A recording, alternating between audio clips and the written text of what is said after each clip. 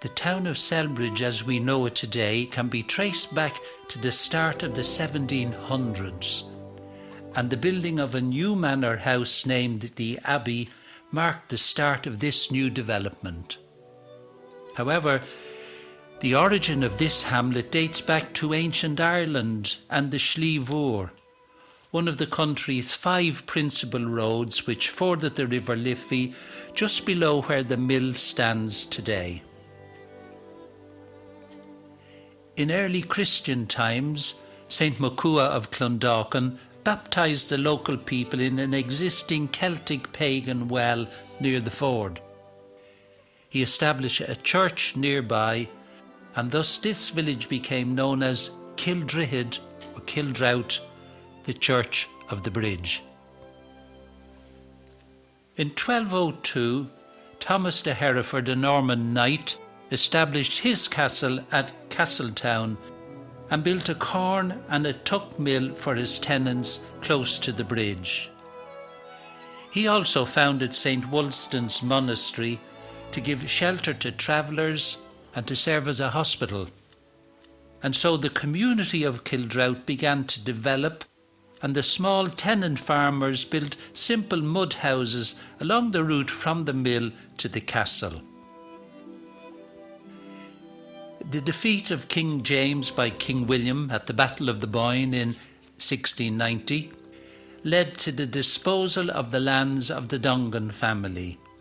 They'd been the primary landlords of the area since 1588, when they had purchased the lands from the Fitzgeralds, Earls of Kildare. The victorious Williamites who settled the lands set about building stone houses which gave Celbridge its distinctive Georgian character. One of the first of these settlers was Bartholomew von Humrig, a Dutch merchant who was purchaser of provisions for King William's army. He leased the manor of Kildrout and built a new house on the site, which is now Celbridge Abbey. After Bartholomew's death in 1703, his family left for London. There at Windsor, Jonathan Swift became acquainted with the family. The eldest daughter, Esther, who was 23 at the time, became a student of Swift. They read and studied together, and their literary bond deepened into something more powerful. Due to their mutual circle of friends in both London and Celbridge, it was extremely difficult to keep their relationship a secret. So, in order to be discreet, he referred to her as Vanessa. In 1713, Swift was offered a post as Dean of St. Patrick's Cathedral, and to his surprise, on the eve of his departure for Dublin, Vanessa confessed her love for her mentor. However, Swift had already established a relationship with an Esther Johnson. Over the years, she'd become his confidant and the mistress of all his secrets, and he gave her the pet name Stella. On his return to Ireland, it's reputed that Swift and Stella were secretly married. In 1717, following the death of her mother, Vanessa returned to Celbridge. In anticipation of many a visit from the Dean, Vanessa prepared walks along the river in the grounds of the Abbey, where they could walk and study together. The romantic spot overlooking the weir was chosen to be their special bower.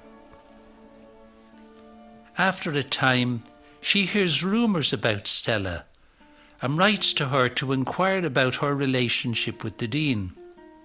Stella informs Swift, who straightaway rides to Celbridge in a furious rage, flings the letter on the table without exchanging a word, and leaves. Vanessa died 3 weeks later of a broken heart and is buried in St. Andrew's Church in Dublin. In 1709, Speaker William Connolly, an influential and wealthy settler, bought the Castletown estates. He granted new leases on his lands with the condition that the existing mud cabins were to be replaced by stone houses with gable ends and 2 chimneys. One of his agents, George Finey, built a fine house on the main street.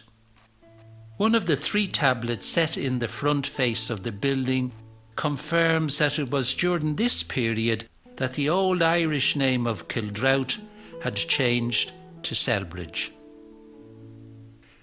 The oldest building on Main Street, Kildrought House, was built around 1719 by Robert Bailey, a Dublin upholsterer.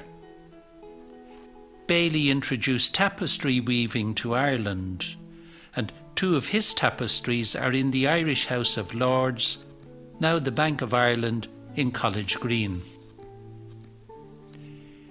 In 1724, the Reverend Arthur Price, Vicar of Celbridge and chaplain to Connolly, was granted some of the most valuable lands of Kildrought. He built a house near the Abbey, now known as Oakley Park. These lands included Carberry's Brewery, where the village inn and the Duck now stand. He installed Richard Guinness as the tenant there, and a plaque on the wall claims it as the birthplace of his son, Arthur Guinness.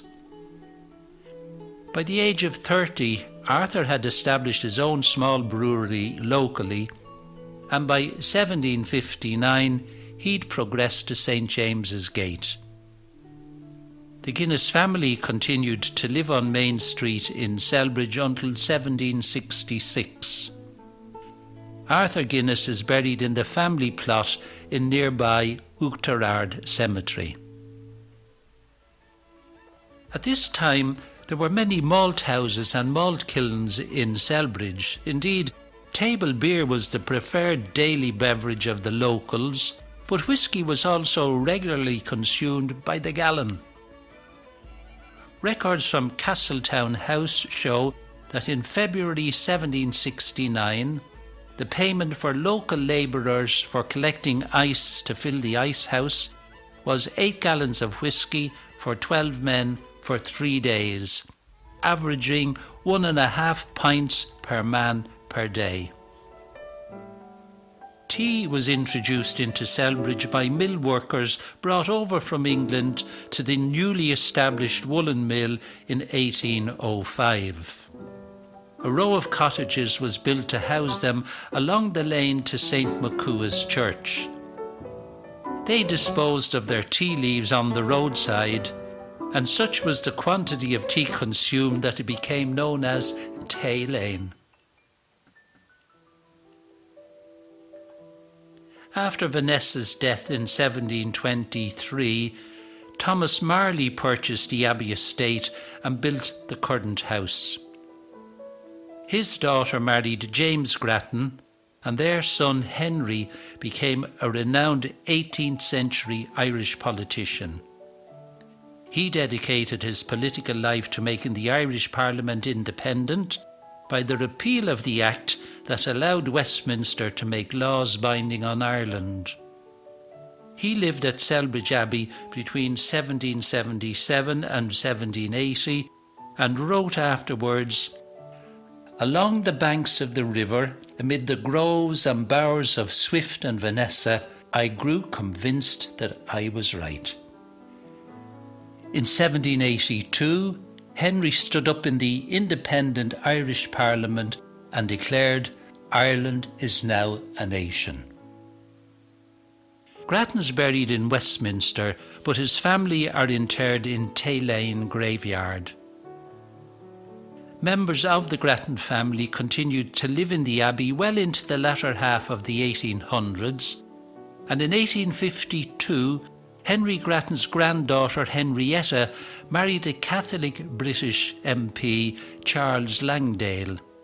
He supported the building of St. Patrick's Catholic Church in 1859, acting as chairman of the fundraising committee and donating all the limestone for the building. The Dease family took up residence at the Abbey in 1869. Gerald Dease was the Governor of the Bank of Ireland and Chairman of the Board of Guardians of Celbridge Workhouse. In recognition of his services to the parish and its poor, Dease is buried in a prominent position in front of the local Catholic church, marked by a Celtic cross. In 1957, the abbey and grounds were acquired by the Brothers of St. John of God. A children's playground now sits in the grounds adjoining riverside walks once enjoyed by Swift and Vanessa. And the nearby mill has been converted into a community centre. The abbey and the mill evoke major events in Irish history which echoes all around them, reflecting the lives of those who lived there from the earliest times to the present day.